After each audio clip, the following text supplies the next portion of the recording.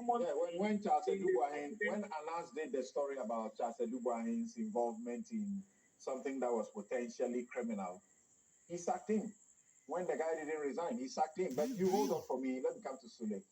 And often the president has said that his government has funded the anti-corruption agencies the most. There's something curious I have recognized when he speaks. He doesn't refer to the OSP. He will talk to all the others that he has funded, but he doesn't mention the OSP. And these entities already have been established. They have their equipment and tools to work with. The OSP, a new office that needs more, appears not to have what it has to get. But EOCO, economic crimes, we talk about OSP more than we talk about EOCO. Meanwhile, they are supposed to be fighting the biggest corruption.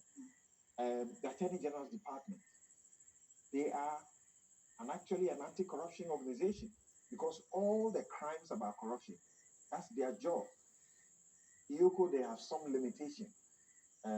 OSP has such a big limitation, only limited to matters of procurement and so to speak. So what do you say? He says his government, the cornerstone of his government has been corruption. Fighting corruption has been the cornerstone of my administration. That's what he's been saying.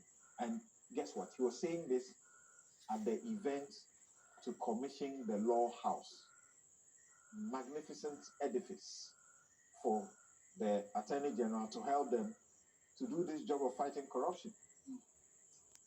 Well, Samson, of course, I don't expect the president to say that I have failed in the fight against corruption, given that corruption consistently has been the biggest campaign issue within in elections within this our fourth republic, whether from Kufuor's time to Tamil's time, Mohammed's time to Nana Akufo-Addo's time. I think all the political parties have always flagged the issues of corruption, and in every election, the opposition would flag the high levels of corruption in the government, and the government of the day will be defending itself about how it has been fighting corruption. In the case of the President Akufo-Addo government, I think that it is important to rely on independent surveys, independent publications, rather than what the NDC would say or what the president himself will say. I think Mary alluded to quite a number of them, the Corruption Perception Index. And the record now is that the worst performance under the Mahama regime remains the best performance in President Akufo-Addo's time, which is 43, a score of 43 over 100. And that was the lowest during the period of President Mahama. We may say that, well, there could be some questions about the CPI. And so we come home on the continent and then we can look at what Afrobarometer data is saying. And Afrobarometer data has consistently also affirmed what the CPI is saying in terms of the people's views about the levels of corruption.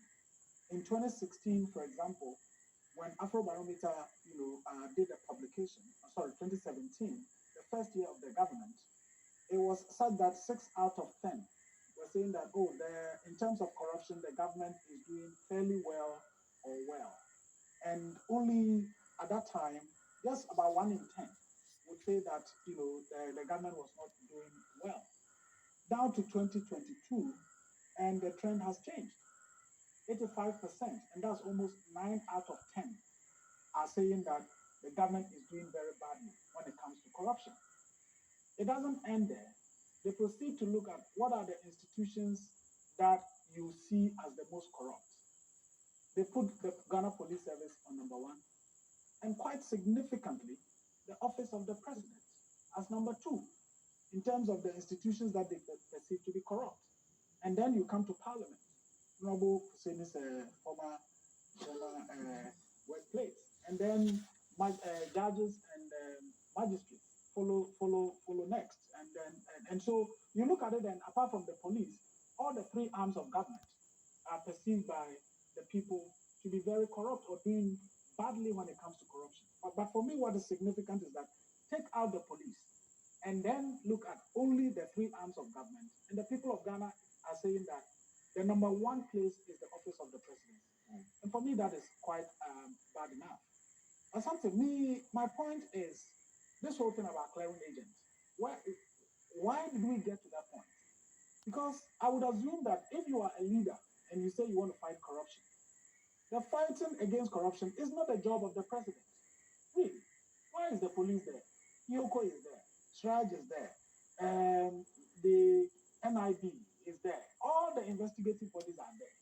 So at what point did we come to that point where whether the fight against corruption is succeeding or not is the president?